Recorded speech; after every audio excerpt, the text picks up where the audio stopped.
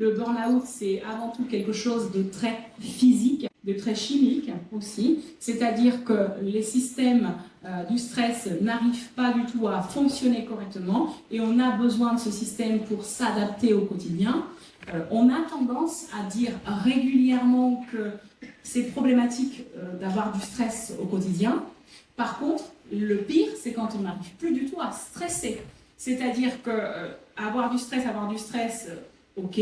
Quand ça devient chronique, le mécanisme ne fonctionne plus correctement et donc vous n'arrivez plus à vous lever, à vous habiller, à arriver au travail, à vous motiver, etc. Donc la problématique pour moi, c'est avant tout l'épuisement émotionnel qui, lui, va prédire la rupture du mécanisme qui vous met en sécurité. Bien évidemment, on a parlé du stress, on a parlé d'isolement et on a parlé de manque de détachement psychologique quand, on va dire, les dirigeants travaillent 60 heures, 70 heures, etc.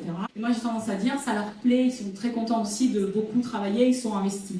Par contre, la problématique, alors parfois ils n'ont pas le choix, hein, je vous vois venir dans ce sens. La problématique majeure, c'est pas forcément la quantité de travail, parfois c'est le fait qu'ils ne se détachent jamais, ou presque jamais, psychologiquement du travail. Ils se réveillent, ils pensent à leur entreprise, le week-end ils pensent à l'entreprise, le soir ils pensent à leur entreprise. Donc il y a plus de difficultés à se détacher psychologiquement du travail.